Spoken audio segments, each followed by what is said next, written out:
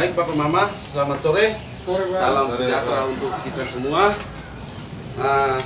Pertemuan kali ini kita akan berdiskusi tentang modul 8. Jadi Bapak Mama bisa lihat di sini modul 8 itu pemetaan kemampuan keluarga dan mendukung aksi dalam pencegahan dan penanganan stunting. Sesi 14 mendukung keluarga mengakses layanan untuk anak stunting. Sebelum kita lanjut, saya bisa bertanya sedikit. Pada sesi 13, apa yang Bapak mau tahu tentang sesi 13?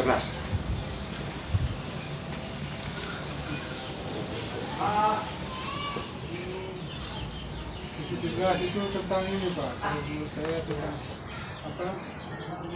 kemampuan keluarga dalam menangani stunting Pak. Potensi diri Pak. Potensi diri. Oke, baik. Apakah ada kasus stunting di lingkungan sekitar Bapak Ibu? Ada Pak. Ada. Jika Bapak Ibu menjadi keluarga yang anaknya stunting, apa yang Bapak Ibu lakukan? Melapor ke pendamping PKH. Baik. Melapor ke petugas kesehatan Pak. Oke. Apa yang dilakukan masyarakat untuk mendukung keluarga yang terkena stunting? Kita memberikan Motivasi, dukungan untuk mereka. Dan mencelik-celikkan mereka. Oke. Baik, kita berikan applause untuk kita semua. Jika anak mengalami stunting, keluarga dapat mengoptimalkan bantuan sosial, yaitu untuk pemenuhan gizi. Stimulasi terus dilakukan oleh orang tua dan keluarga. Keluarga dan masyarakat dapat menghubungi layanan yang ada di lingkungan. Sekarang Bapak Mama bisa lihat di depan, ini ada peta sumber daya lingkungan. Di peta sumber daya lingkungan ini, Bapak Mama bisa lihat ada rumah, ada gereja, ada kios atau warung, ada rumah kepala desa, dan ada kantor desa. Di dalam fasilitas ini, mana yang belum ada fasilitas kesehatan itu yang mana? Di gereja. Di bawah Gereja. Di bawah gereja. Itu contohnya seperti apa? Puskesmas atau posyandu Pak. Oke, kita tulis di sini puskesmas, Puskesmas Pak, kalau di tempat. posyandu dan puskesdes kita tulis di dekat rumah kepala desa ya. Ya. Puskesdes atau posyandu. Ya. Jadi Bapak Mama sudah lihat ya? Jadi ini peta sumber daya lingkungan. Jadi apa adalah pada gambar tersebut Bapak Mama bisa lihat.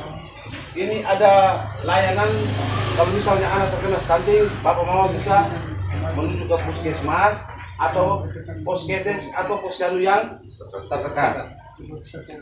Apabila Bapak Ibu anaknya mengalami stunting, bisa menghubungi lembaga-lembaga sebagai berikut. Yang pertama, pusat kesehatan masyarakat atau orang biasa sebut puskesmas. Yang kedua, posyandu atau poskesdes. Yang ketiga, pusat kesejahteraan sosial.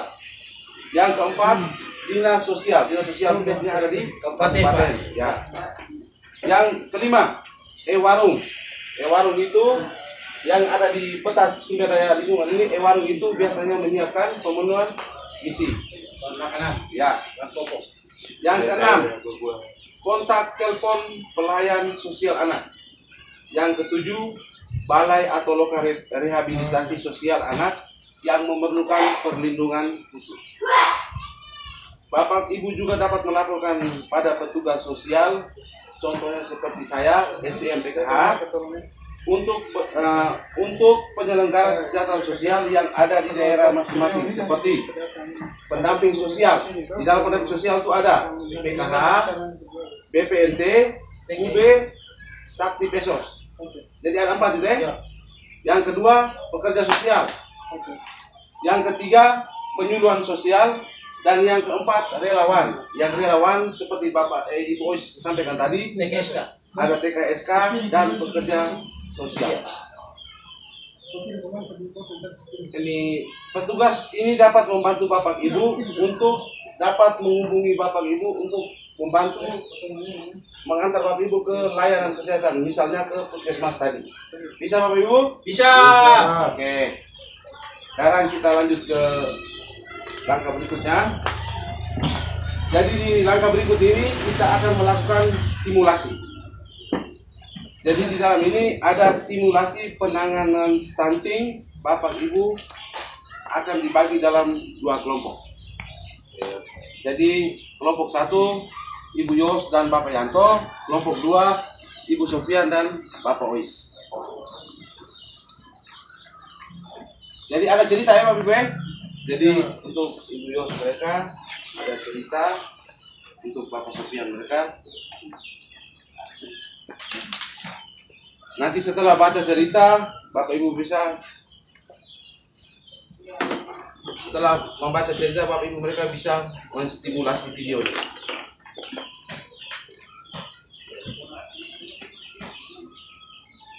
Sudah Pak? Sudah? Sudah Pak. Jadi saya beri kesempatan kepada kelompok pertama untuk membaca jawabannya.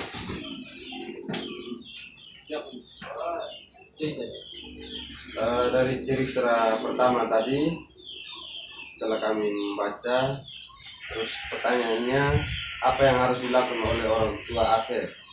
Dari cerita ini yang harus dilakukan oleh orang tua Asep itu mendatangi petugas pendamping PKA untuk menceritakan masalah yang dialami anak Asep dan meminta solusinya. Oke, dari kami seperti itu Pak. Baik, kita berikan aplaus untuk kelompok 1. Sekarang saya persilakan waktu untuk kelompok 2. Baik, terima kasih. Jadi menurut cerita 2 yang menjadi pertanyaan, apa yang harus dilakukan keluarga dan masyarakat dalam melihat kasus tersebut?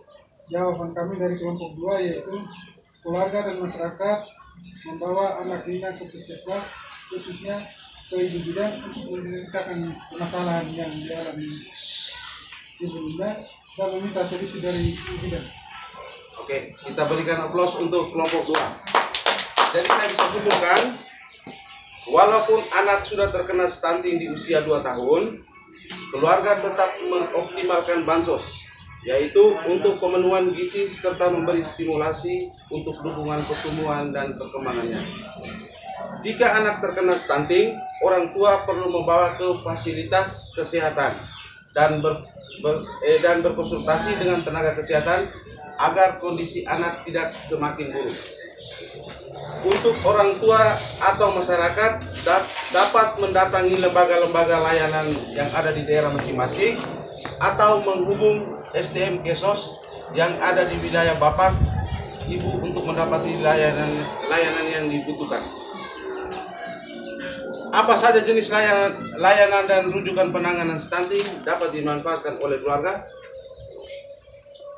Yang tadi kita sudah jelaskan, yang tadi di pertemuan di langkah pertama ada pusat kesehatan, posyandu, pusat kesejahteraan, dinas sosial, warung. Itu merupakan layanan. Ketika Bapak Mama ingin mengetahui lebih lanjut terkait penanganan stunting, maka dapat menghubungi fasilitator SDM Kesos. Fasilitator akan membantu peserta merujuk ke layanan stunting. Jadi saya kira untuk materi kali ini tentang modul 8 pemetaan kemampuan keluarga dan mendukung aksi dalam pencegahan penanganan stunting, sesi 14 mendukung keluarga mengakses layanan penanganan anak stunting. Semoga Bapak Mama dapat mempraktekkan khususnya di lingkungan keluarga kita. Dan saya kira pertemuan kali ini cukup. Sekian dan terima kasih.